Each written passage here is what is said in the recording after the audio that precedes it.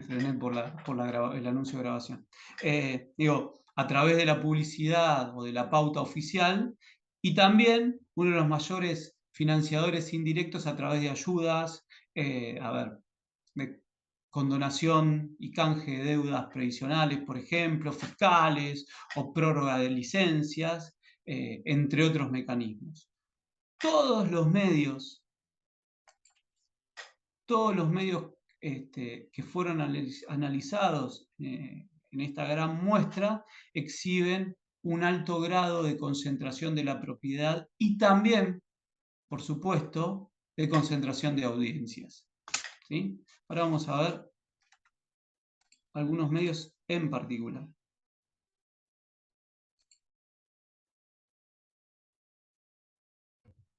Bueno, por supuesto, en el caso de la televisión, el soporte de comunicación más extendido del país, lejos de Argentina, ¿sí? Y su consumo es alto, tanto en todos los niveles socioeconómicos como en todas las franjas etarias, ¿no? La gran mayoría de los contenidos de la televisión en Argentina se producen en Buenos Aires, sobre todo los informativos, y tienen una mirada centralista, ¿sí? Desconocen, en la presentación se hablaba de una investigación que había hecho yo sobre la desfederalización de los contenidos de los noticieros de aire de la televisión pública, perdón, de la televisión abierta. En ese caso, en ese relevamiento, se puede constatar, está subido a internet, así que lo googlean y acceden fácilmente, se puede constatar que la mayoría de las noticias que se difunden en Argentina hablan de la provincia de Buenos Aires. No solo de la provincia de Buenos Aires, sino de este área metropolitana que protagonizan, como les decía antes, la ciudad autónoma de Buenos Aires, una porción muy chica de territorio, pero con una gran concentración poblacional, y los cordones que rodean a la ciudad autónoma de Buenos Aires, que nosotros denominamos conurbano bonaerense, ¿sí? Que conforman lo que es el Gran Buenos Aires. Todo lo que acontece ahí se difunde hacia el resto de las provincias que conforman el territorio nacional, ¿sí? Por eso hablamos de una concentración informativa con un foco puesto en esta zona del AMBA.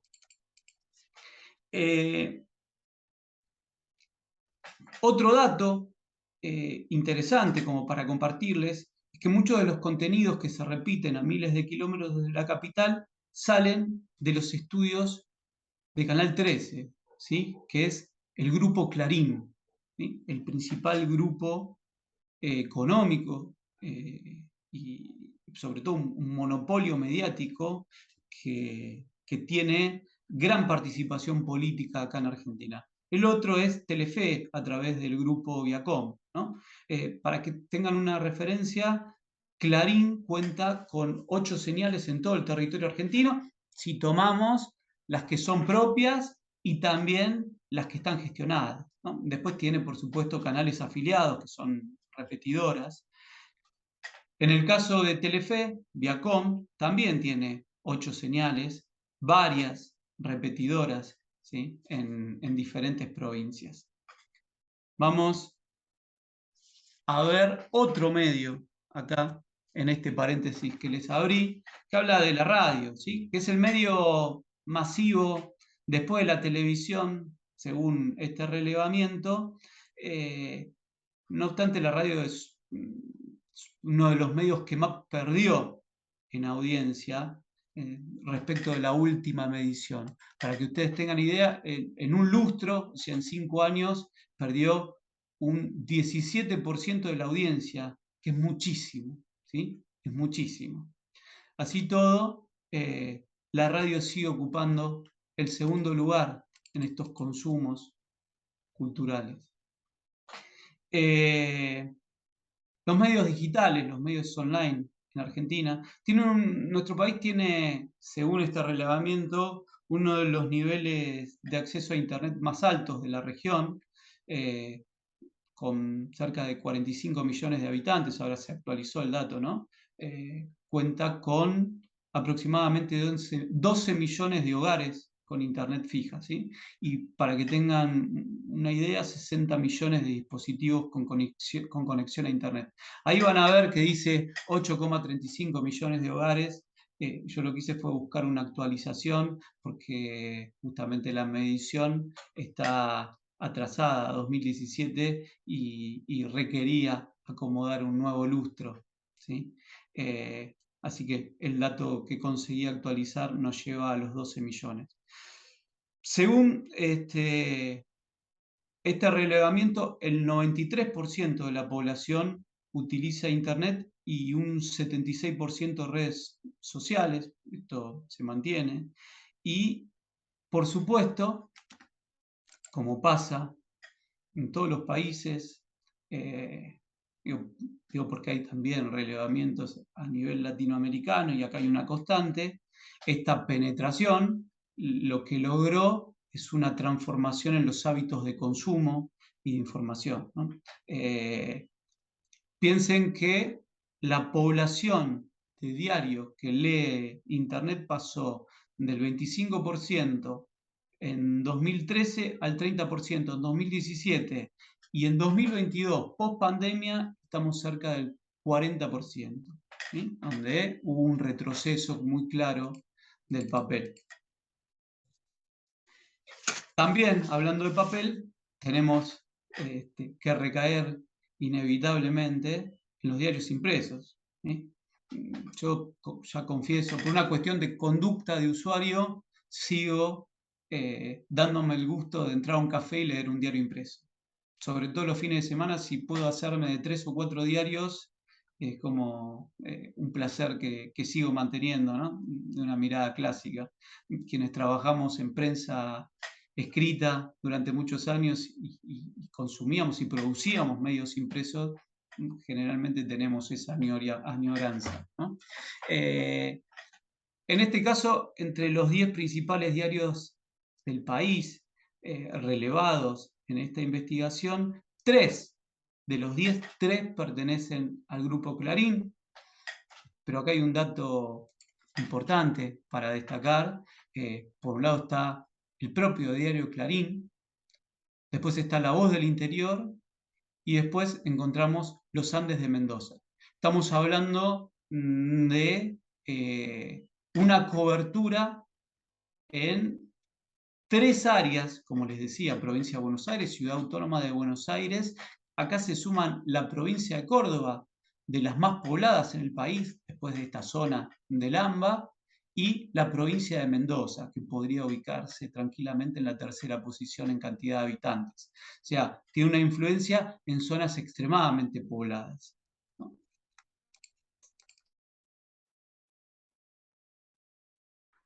Entre ellos, justamente, en audiencia, entre los 3, reúnen el 47,8% de lectores, en este caso, en este listado, y suman el 40% de la publicidad estatal, ¿sí? Bien. Ahora sí, con estas aclaraciones me parecía importante también que ustedes tuvieran un relevamiento de lo que es el sistema de medios y los consumos culturales en la Argentina, para que entiendan también estos posicionamientos teóricos, ¿sí? Y por qué acudimos al corpus teórico para hacerles esta presentación que se enfoca en las relaciones de poder y las disputas de sentido, tanto en la agenda social como en la agenda mediática. Bien, entonces, cerramos paréntesis y continuamos con la construcción de la noticia, ¿no? La construcción política de la noticia. En la construcción del espectáculo político, un gran libro de Murray Edelman, el autor afirma que la realidad es un producto social, ¿no? Que los primeros significados por los cuales la realidad es construida, por supuesto una mirada constructivista, pertenecen al lenguaje, ¿no? Entonces esta idea de la realidad es como producto social creado a través del lenguaje, ¿no? En su tarea diaria, los medios construyen noticias en un proceso que supone incluir, excluir, también jerarquizar, ¿no? Ciertos hechos en las agendas informativas aparecen destacados, otros quedan afuera, quedan marginados de esas agendas, ¿no? No solo en función, esto me parece importante destacar, no solo en función de criterios de noticiabilidad, sino también a partir de lo que es el trazado de las relaciones y los intereses políticos y económicos de los grupos mediáticos. ¿Se entiende? Ahí ya a mí se me fue el eco, así que espero que ustedes me escuchen bien. Sigo entonces. Entonces, más allá de estos criterios de noticiabilidad que son determinantes a la hora de construir una noticia, aparecen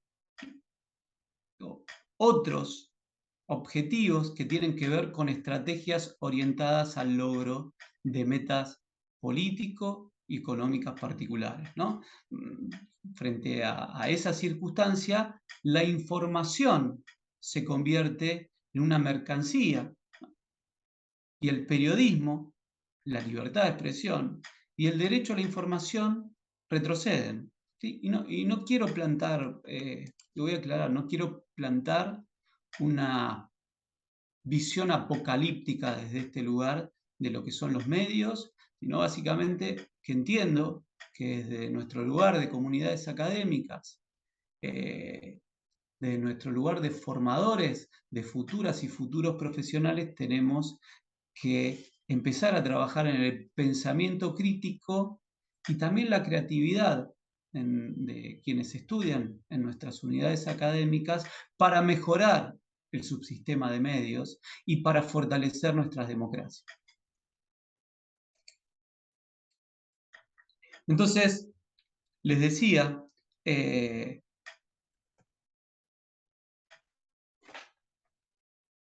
esta crítica incipiente, ¿no?, contra el sistema de funcionamiento de los medios dominantes, al mismo tiempo los encuentra en una crisis que recién veíamos con el caso del papel, ¿no?, y que tiene que ver con una adaptación permanente ante la consolidación de Internet, la explosión del núcleo de emisión, los new media, ¿no?, las redes digitales, los entornos colaborativos, la idea de la información personalizada, la proliferación de los contenidos en la web y también en los dispositivos móviles. Entonces, por un lado, aparece esta tensión que se establece a partir del papel que cumplen los medios de comunicación en el espacio público y por el otro, una crisis que atraviesan a partir de la transformación misma del ecosistema mediático y de las prácticas profesionales.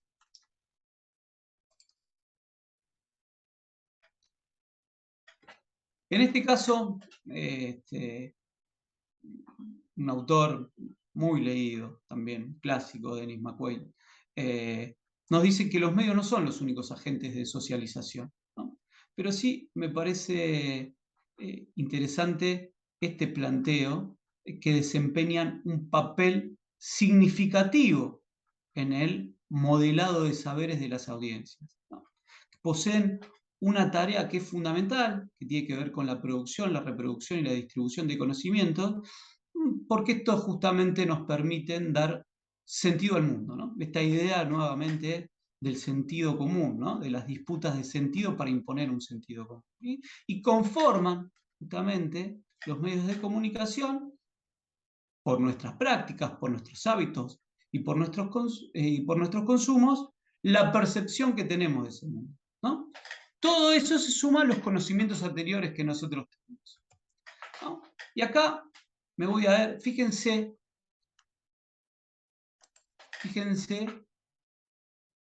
cuánto tiene de recorrido esta idea de construcción de la realidad. Fíjense que les traigo acá un texto que tiene un siglo ya, ¿sí? Que cumplió más de un siglo.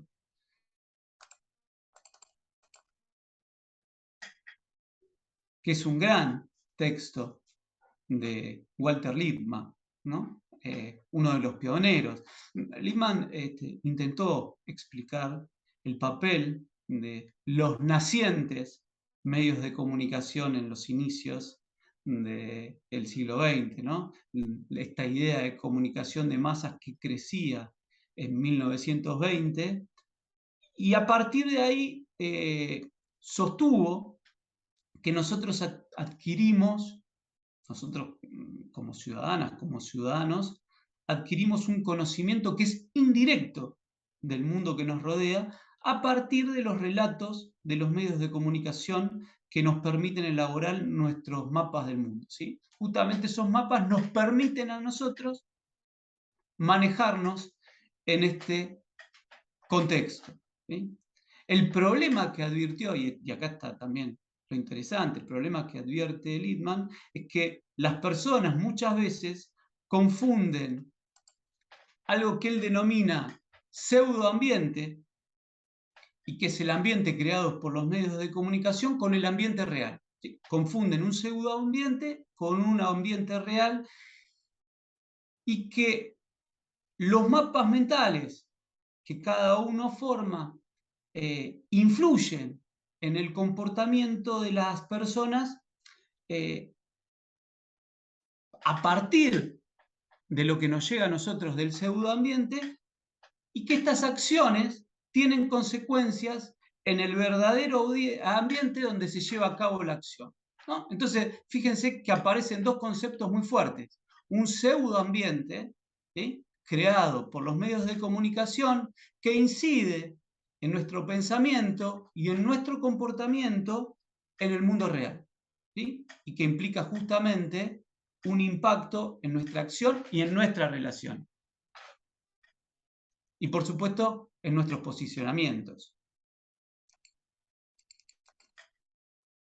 Bien, sigo. Entonces, decíamos que los medios tienen un proceso que es un papel, en realidad, que es trascendental en la construcción de las noticias, porque difunden informaciones, ideas, alternativas políticas, a partir de definiciones, ¿sí?, que exceden a estos criterios de noticiabilidad que recién nosotros marcábamos, ¿no?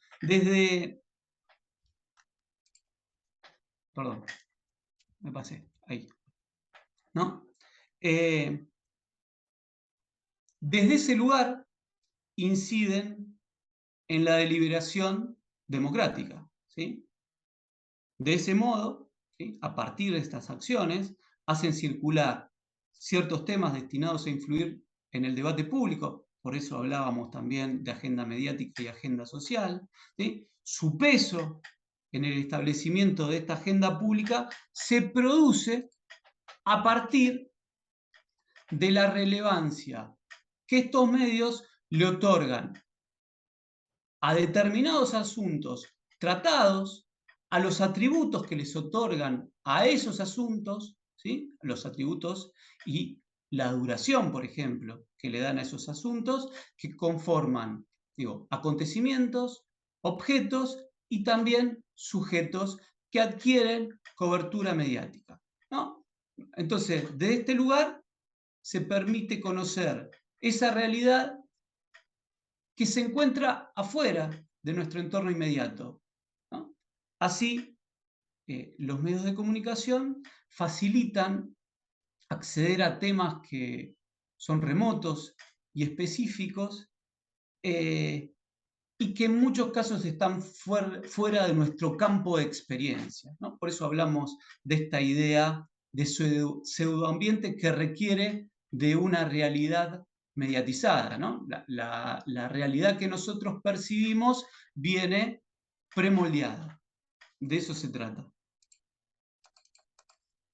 Entonces, acá varios investigadores de la comunicación en América Latina han retomado esta idea a fin de argumentar que en el proceso de fabricación de la noticia, los medios otorgan un carácter público a ciertos acontecimientos en una construcción que nunca es inocente. Porque, por supuesto, supone incluir ciertos temas desde un enfoque, y acá aparecen las teorías de agenda building, de agenda setting, incluso el framing dentro de la teoría de agenda y el framing como una corriente independiente, ¿no? Que habla de los recortes, de los marcos de referencia. Yo voy a nombrar a uno, que es Rodrigo Alsina, ¿sí? A la hora de pensar en la comunicación iberoamericana, ya en este sentido. Alsina afirma que la producción de la noticia, ¿no?, en este gran libro que es La construcción de la noticia, es un proceso que se inicia siempre con un acontecimiento, ¿sí? Pero no todo acontecimiento se transforma en noticia. Ni toda noticia, por supuesto, representa un acontecimiento para la sociedad. Entonces, entender esto, entender esta idea, también nos permite reflexionar como profesionales, como académicos, qué características tiene la construcción noticiosa que nosotros analizamos a diario, ¿no? Al mismo tiempo, nos va a permitir comprender una de las aristas de la relación entre los medios de comunicación y la sociedad, que tiene que ver con ese textual que nos deja Alsina. Los medios utilizan como materia prima unos acontecimientos sociales y a su vez construyen y transmiten un producto que puede llegar a convertirse en un acontecimiento social.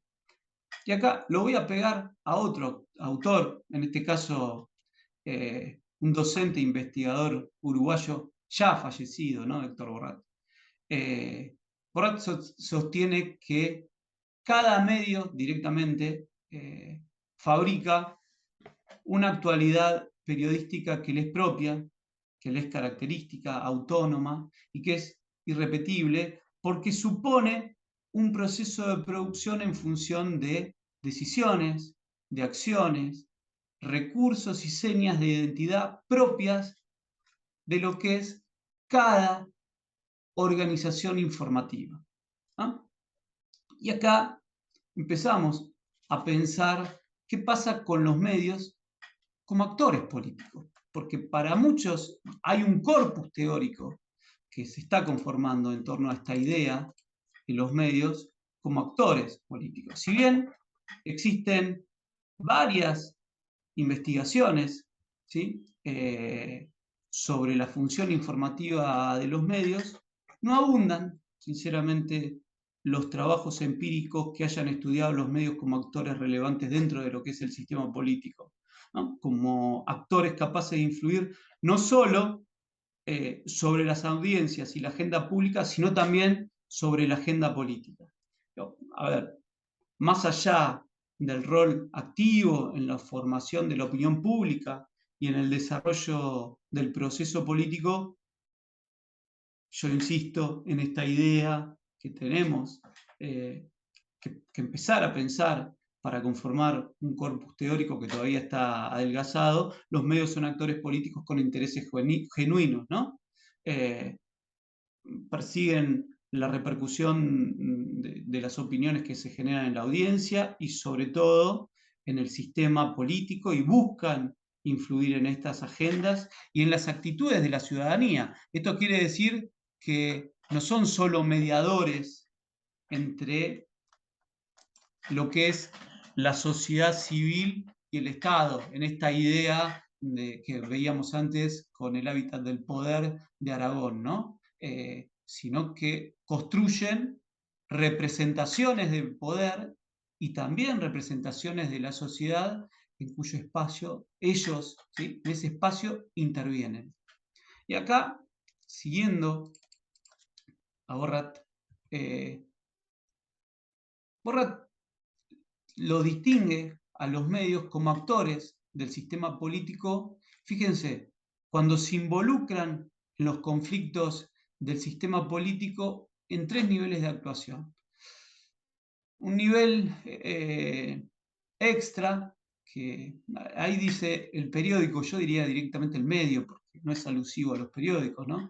El medio como observador externo de conflictos, un nivel inter, el medio como parte principal o intermediario neutral en conflictos con otros actores sociales, y también un nivel intra, que es el tercer nivel, donde el medio aparece como un actor colectivo que tiene conflictos internos. ¿Sí?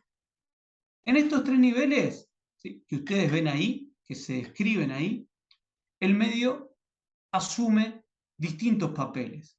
Es narrador o es comentarista externo en los conflictos que se desarrollan entre otros actores, y que no lo involucran como parte principal ni como tercero que desempeña un papel de intermediario neutral, y por el contrario, es actor de conflicto en los otros 2 niveles, en el B y en el C. ¿Sí? En el nivel inter, donde es parte principal involucrada o asume el papel de intermediario neutral, y en el nivel intra, cuando se trata de situaciones conflictivas internas en algunos de sus grupos y componentes. Y acá les podría dar el ejemplo ese que se dio y que se mantiene vigente en nuestro país, en esta disputa que tienen, ¿sí?, por el dominio de la opinión pública, el gobierno nacional contra un grupo concreto que es el Grupo Clarín. ¿Sí?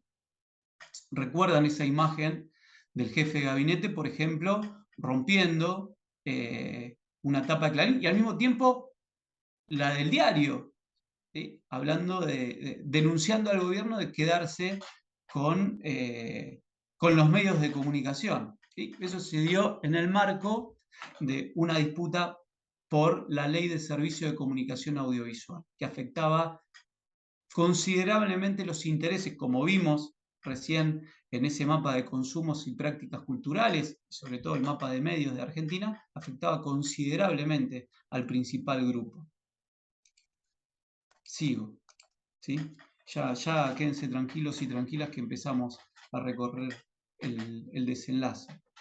Les decía, habría, ¿no?, muchas razones para suponer una relación natural entre el periodismo y la democracia, por supuesto desde la difusión de la información y la socialización de debates que para nosotros como ciudadanía son relevantes porque son de interés público, incluso hasta la vigilancia contra el abuso de poder. Digo, a ver, en México, en Colombia, en Argentina, por poner 3 ejemplos de nuestra patria grande. Sin embargo, el periodismo no es plenamente capaz de desarrollar estas funciones, y las razones tienen que ver en gran parte con la forma en que se fueron desarrollando las relaciones entre los medios y los poderes constituidos y los poderes fácticos, ¿no? Poder político y el poder económico. Entre el siglo XX y el siglo XXI, nosotros transitamos de un modelo mediático que se caracterizaba por el peso inhibidor del régimen sobre la labor informativa a otro, ¿sí?, en el que de distintas formas, como les decía antes, grupos políticos, económicos e incluso en algunos países, hasta desde el crimen organizado, ejercen presión sobre la independencia de esta labor informativa. ¿Sí? En un gran ensayo que escribió a fines de la década del 90 y que lleva por nombre últimas noticias sobre el periodismo. Furio Colombo, un periodista, ensayista italiano, nos dice que el periodismo también es producto de las condiciones culturales, políticas, económicas y sociales de un país y de una época, ¿sí? Entonces, no es ajeno a las características de nuestra sociedad, la práctica periodística ni la conformación de la red de medios. En principio, la actividad periodística ha sido un aspecto central en la confección y en la distribución de la información sobre nuestra vida, sobre la vida pública, y esta confección y esta distribución resulta indispensable para que la ciudadanía pueda tomar decisiones, sí, aquellas decisiones que más le convienen para sus intereses en distintos campos, ¿sí? Por mucho tiempo, el periodismo ejerció este rol, en muchos casos lo sigue ejerciendo y los debería seguir ejerciendo, ¿no?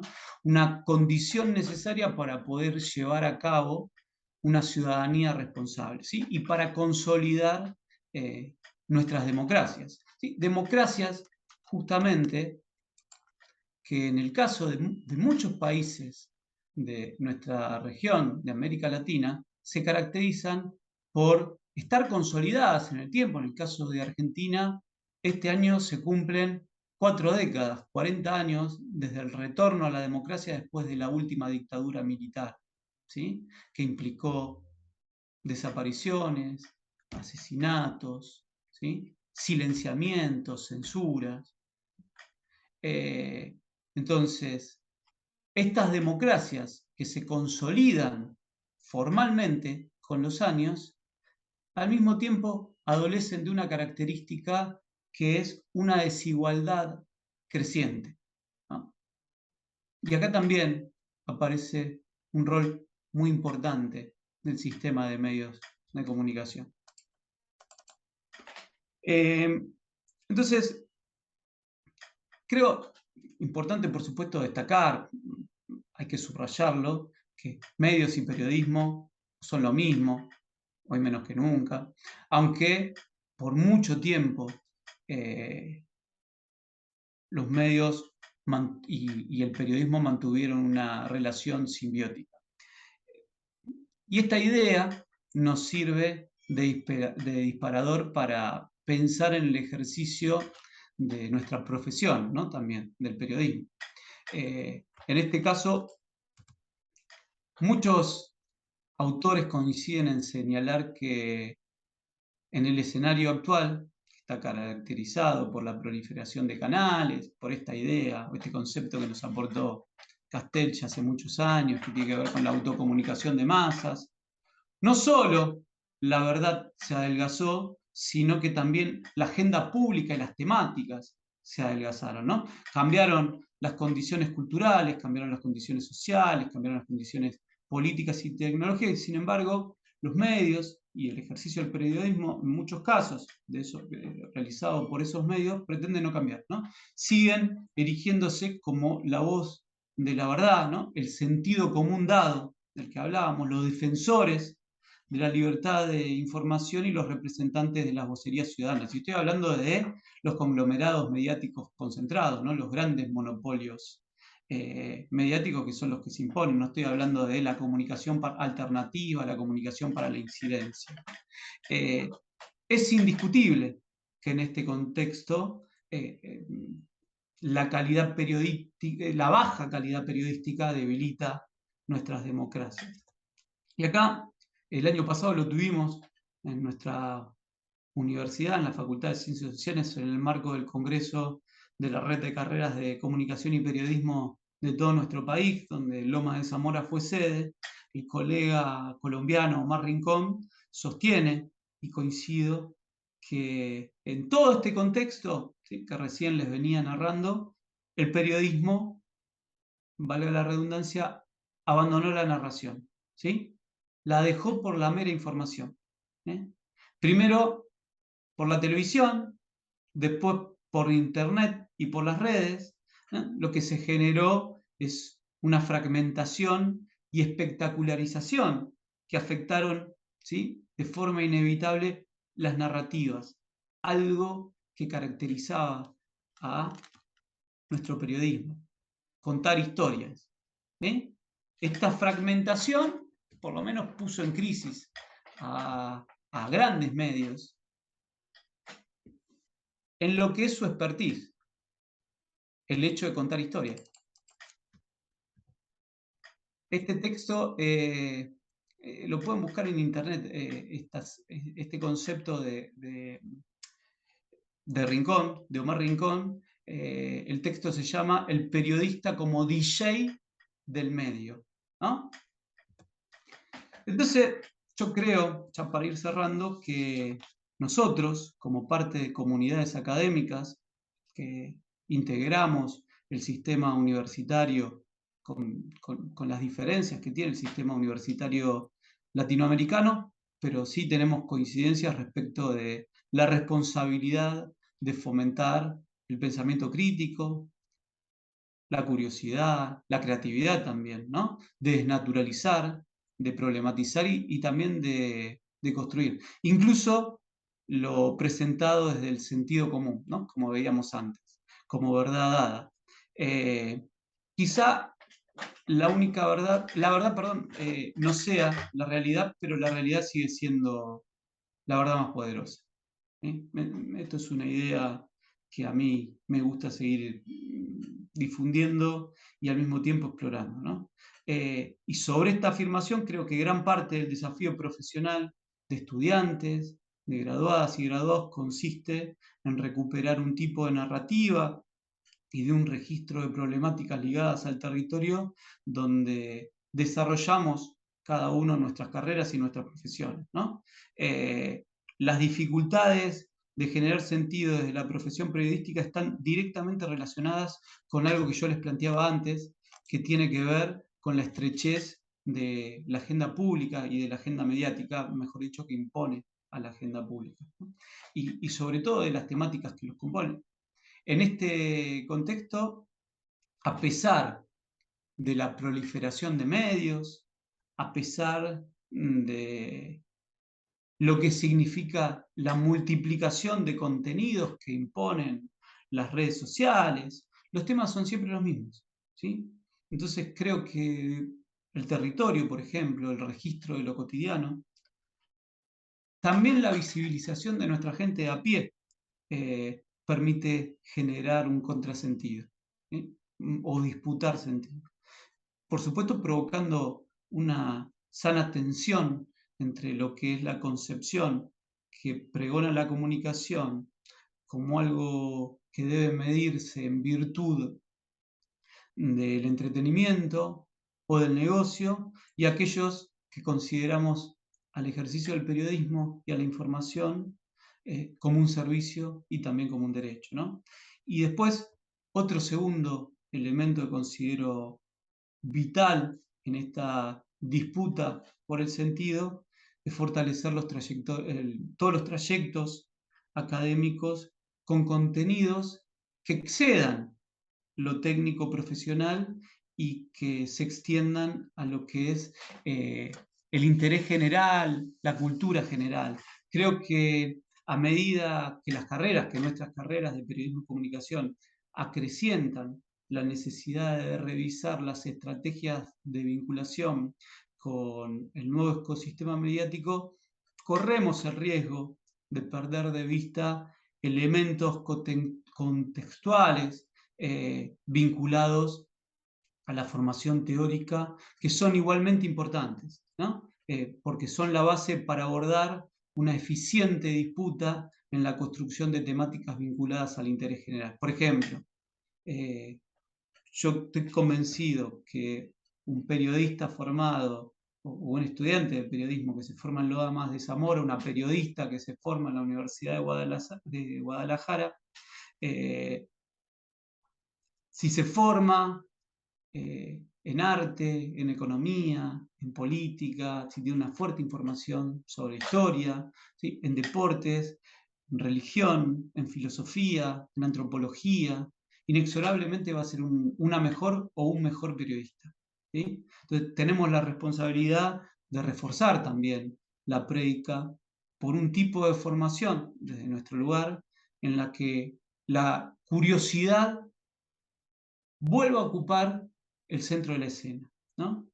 Sino la consecuencia de un metaperiodismo traccionado justamente por estos grandes conglomerados mediáticos va a ser inevitable. Un periodismo que ocupa casi toda la totalidad del aire y el espacio en la gráfica para discutir personajes y problemáticas que el mismo medio genera, ¿no? Este síntoma, para mí, no puede ser remediado solo, o mejor dicho, tiene que ser remediado, pero no solo con el conocimiento técnico o con el conocimiento instrumental. Tiene que ser también atendido a partir de una construcción de subjetividades activas con base a intereses diversos y por supuesto, y puesta al servicio de la actividad profesional y de la ciudadanía. Y acá cerramos. Perdón por la extensión.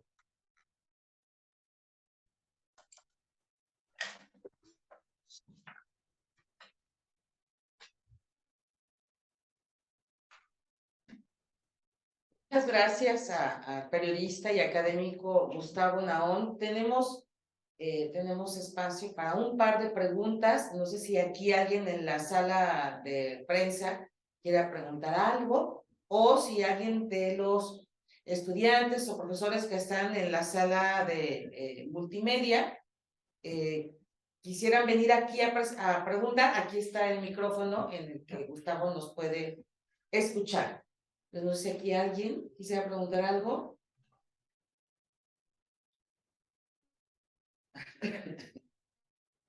Extendí mucho, los dejé sin palabras. Pedimos procesarlos. Sí quisiera, pero después de los demás compañeros. Ok.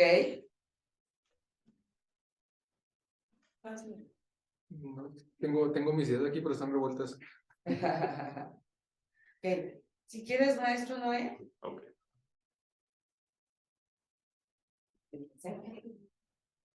Y muchas gracias, Gustavo, por esta participación. Me queda claro que México y Argentina comparten pues una serie de cosas y además muy, muy similares. Casi escuchándote en tu charla, estaba pensando en que te referías a México. Y quisiera preguntar, básicamente, nosotros en nuestra Constitución, en nuestra Carta Magna, tenemos consagrada la garantía de libertad de pensamiento, la libre expresión de las ideas, pero a la vez tenemos también en un artículo, el 27 constitucional, donde la prensa, radio y televisión particularmente están en manos del gobierno y este cede a través de las concesiones pues su uso. Quisiera saber si en Argentina sucede algo similar y que a la vez es una contraposición a lo que tenemos aquí en México. Y muchas gracias por tu participación. ¿Cómo es tu nombre? Perdón. Así, Noé Saúl Ramos García, académico de periodismo. Un gusto. Un gusto también para mí. En principio, te cuento que yo el año pasado tuve la posibilidad de hablar con algunos y algunas colegas mexicanas, porque me tocó participar como presidente de CODESOC del Congreso de Claxo, que se hizo en México.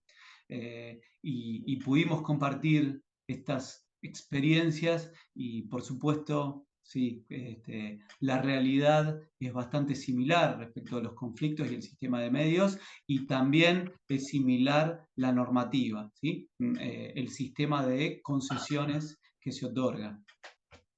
De hecho, lo que se puso en disputa con la ley de medios fueron las licencias, ¿sí? Lo que se les decía a estos grandes grupos de multimedios o de monopolios mediáticos era que se tenían que desconcentrar porque estaban incumpliendo con la cantidad de medios la ley, ¿sí? Lo que planteaba la ley de servicio de comunicación audiovisual era que las frecuencias, tanto canales de radio como de televisión, porque era el primer paso, estaba abocado a eso, se dividían en tres partes. Un 33% para el sector público, un 33% para el sector privado y el resto se repartía en un tercer sector conformado por pueblos originarios, universidades, sindicatos, ONG, etc. ¿Sí? Hoy, por un decreto presidencial de 2015, que nunca más se tocó, la ley quedó sin efecto. Los puntos principales de la ley quedaron sin efecto. Bien, muchas gracias. No, Y quisiera comentarte algo y generar quizá o pensar, saber tu forma de pensar al respecto. Cuando escuchamos a los autores que mencionas, entre ellos a Manuel Castells, a Ramonet o incluso a Carreño, que no lo mencionaste también, fue un rol importante sobre las agendas, settings, el framing, en fin, todo esto, la política 2.0, la espiral del silencio, todo esto, ¿hacia dónde nos lleva para poder entender la democratización de los medios o que no caigamos entonces en un supuesto donde, como le pasó a Argentina hace 40 años y que lo mencionabas, cuando tenían ese sistema cerrado y que aquí en México corremos un riesgo latente de que esto pudiera suceder? Me gustaría saber tu opinión y con eso te agradezco y muy amable. Sí, a ver, yo creo que vos te referís a cómo impacta el actual ecosistema mediático en esta configuración, ¿no? A ver si entendí. Sí, así es, así es. Yo creo que hay una ventana de oportunidad que corre el riesgo de tener la lógica de los monopolios mediáticos, ¿no? Recién veíamos que la comunicación a través de todos los nuevos canales que se fueron conformando. Recordemos, perdón, hago una aclaración, recordemos que en 2006 la revista Time publica en su tapa sobre la Time, para quienes no saben, elige a la personalidad del año, ¿no? Históricamente, quién fue, en términos positivos o negativos, quién fue la persona o personalidad que más condicionó nuestras vidas, ¿no? Pasaron, para que vean, digo, por eso hablo de términos positivos o negativos, pasaron desde Hitler hasta Gandhi, por ahí, ¿no? Por supuesto, presidentes, papas. En el año 2006, Time presenta una tapa con un monitor donde se reflejaba el lector. Y la personalidad del año decía You, ¿no? La personalidad son ustedes, los nuevos productores de contenido, ¿no? Productores y productoras, y la lógica de la autocomunicación de masas, ¿no? Y Castel, muy bien, profe, recién lo planteabas, nos termina advirtiendo frente a todo ese escenario que parecía muy esperanzador, ¿no? La idea de un proceso mucho más democratizador nos termina advirtiendo que el poder está en manos de los metaprogramadores, ¿sí? Hay un autor, un poeta, ¿no? Y escritor argentino, Jorge Luis Borges, que en uno de sus poemas dice, que lleva por título Ajedrez, dice: Dios mueve al jugador y este a la pieza, ¿qué Dios detrás de Dios la trama empieza? ¿No? Bueno, ¿qué está siempre detrás del poder que va movilizando en este caso las lógicas y los comportamientos de nuestra ciudadanía, ¿no? Y también en términos comunicacionales? Yo creo que estamos en una etapa de expectativas, pero recién ahora, en nuestro caso, estamos analizando el comportamiento de los medios locales a partir de la digitalización y los nuevos formatos de redes. No sé si era lo que me estabas planteando, perdón, pero lo entendí así. Sí, no, sí, Me queda claro y te agradezco de nuevo. Un abrazo desde México. Gracias. Otro abrazo. Gracias. Hay una pregunta, Ana. Si te pones aquí, él te escucha. Bueno, mi nombre es Ana. Ese micrófono, ese es el micrófono. La escucho igual, ¿eh? ¿Sí? Como tal, pues no sé si usted sepa que nosotros aquí en México tenemos un presidente que diariamente genera una rueda de prensa. De este mismo modo, pues se anula de cierta forma pues la presencia de los medios de comunicación. ¿Usted qué opina al respecto de eso? Y quisiera preguntarle también, me generó interés saber si en Argentina prosigue esto, si en Argentina también se dan esos mismos problemas sobre los medios y el trabajo de los periodistas. Ana, hoy no hay conferencias de prensa, salvo que haya algún tema muy puntual, ¿sí? En Argentina. Yo creo que tiene que ver, estas acciones se desarrollan a partir de las tensiones que experimentamos entre medios y gobiernos, ¿sí? Donde los gobiernos buscan canales para... La pregunta que hago es, ¿las conferencias se dan por cadena nacional? Porque eso sí no lo sé. ¿Se dan por los canales privados? ¿Qué sé yo? Televisa también. ¿Es por ley que las tiene que pasar? Eso no lo sé. Sí. Y con la presencia de los periodistas preguntando, digo, ¿hay un ida y vuelta? Sí, bueno, ahí voy a intervenir. El actual presidente, desde que llegó, instauró hacer todos los días conferencias. Él les llama las mañaneras. Son a las 7 de la mañana y digamos que es una manera de imponer su versión de lo que pasa en el país. Sí. Todos los días sí están invitados representantes de los medios. Ahí también acuden, dependiendo de los temas nacionales de interés, acuden los diferentes funcionarios para decir, esto, así es como está este asunto. En la época de la pandemia, ahí es donde nos enterábamos todos y esa es la intención del presidente, de primera mano, sin que esté mediado por los medios de comunicación, lo que él quiere decir. Y entonces, claro, los medios lo cubren y hay quien decide verlo o enterarse a través de los medios y hay quien decide hacerlo directamente de lo que dice el presidente, que es el ideal que nos queda claro que busca el presidente de la República. Y Sí, un apunte. Perdón, sí, continúo. Y aparte de esto, aprovechando que estoy haciendo uso de la voz, Time también sacó en algún momento una portada con el anterior presidente, Enrique Peña Nieto, Con Peña Nieto, que sí. así de frente, como Superman, y decía Saving México, el Salvador de México. Claro, eso fue antes de los sucesos de Ayotzinapa y antes de que le encontraran su Casa Blanca, ¿no? Pero bueno, ahí ya cierro ese comentario y ahora ya a las mañaneras de Andrés Manuel López Obrador, que es nuestro presidente actual.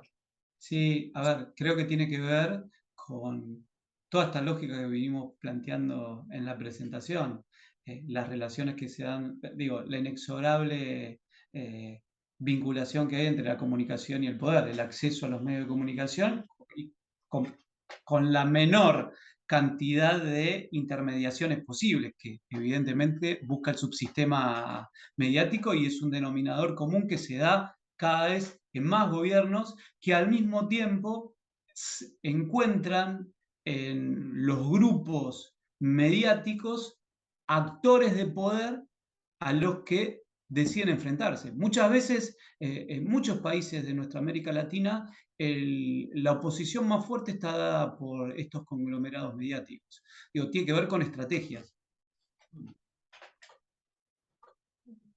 Pues muchas gracias. No sé si haya Toño. Toñito. Ok. Hola, buenas noches. Ya Hola, también buenas aquí noches. igual como comentó el profe Noé, cuando hablabas de Argentina también hubo muchas cosas que que relacioné con México. En México pasa de que también la información se ha centralizado, tanto la información como el poder político. Parece que solo importan las grandes ciudades, los grandes estados, y dentro de los mismos estados solamente las capitales. Como nosotros que ahorita estamos residiendo en una ciudad pequeña de un estado muy importante para el país. Retomando un poco también lo de las mañaneras, parece que al presidente le ha funcionado muy bien esto de instaurar su propia versión. Los grandes medios, también aquí son consorcios, tienen sus intereses más como empresa que como periodistas, retoman estas mismas versiones del presidente y a veces parece que el contrapeso es simulado. Y hablando de México, que es un país tan grande y que se margina a tantos estados, tanta población, con realidades muy distintas, ¿cómo el periodismo puede trabajar con los marginados para generar un real contrapeso? Cuando te referís, Antonio, cuando te referís a los marginados, ¿te referís a aquellos que quedan afuera de la cobertura mediática? Perdón. Sí, a todos ellos, porque como dije, México es un país tan grande y acontecen tantas cosas en distintas realidades y en distintos lugares, pero los medios no retoman, solamente retoman prácticamente lo que pasa en los centros, en las ciudades más importantes y lo que el presidente mencionó en la mañanera del día en turno. Bueno, es justamente esto que hablábamos antes, que el corpus teórico que se enfoca en estas temáticas hace hincapié en la estrechez de agendas como consecuencia, ¿no? Entonces, en principio, hablar de lo que acontece en las grandes ciudades de nuestros países, dejar afuera un porcentaje importante de los acontecimientos que ocurren en el resto del territorio y también a grupos etarios y clases sociales sin cobertura. Por eso quería cerrar con esta idea de nosotros desde nuestras instituciones tenemos que seguir trabajando para cambiar el ecosistema mediático porque lo seguimos entendiendo, digo, y sé que hay una gran coincidencia en esto, no como un negocio, sino como un derecho humano universal. Muchas gracias por la... No, gracias a vos y la verdad que coincido con esta reflexión que hiciste respecto de México. Yo no me atrevo a opinar porque lo conozco y he estudiado el sistema de medios con esta lógica de sistema mediático comparado, lo que es en México, lo que es el Grupo Televisa, pero digo, no en la profundidad que requiere este tipo de conferencias. Por eso me interesa también interactuar con ustedes. Muchas gracias. A vos. Pues agradecemos a Gustavo Naón habernos compartido todo esto. Sabemos que allá ya deben ser más de las 10 de la noche. 10:30. 10:30 de la noche, ya lo desvelamos, diríamos aquí en México. Le damos un aplauso. Muchas gracias. Dejamos el puente tendido para seguir en esta comunicación. Agradecemos también a la doctora Graciela Tonón por habernos conectado. Muchas gracias, Graciela. Tu micro, Al Graciela. contrario, gracias a ustedes. Muchas gracias a ustedes por volver a recibirnos. Gracias. Sí. No, de mi parte, muchísimas gracias. Perdón por la extensión. La verdad que fui recortando todo lo que podía. Somos apasionados y apasionadas de lo que es nuestra profesión, nuestra práctica social, nuestro objeto de estudio. Así que para mí es una alegría poder compartir este espacio virtual de intercambio con la Universidad de Guadalajara y en este caso en el marco de la celebración, como decíamos antes, de la década y media de la carrera de periodismo. Así que nuevamente muchas gracias por la escucha atenta, por la participación, por los comentarios y quedamos en un vínculo permanente para seguir consolidando esta relación. Muchas gracias. Muchas gracias. Y bueno, pues tenemos la grabación para salvaguardarla.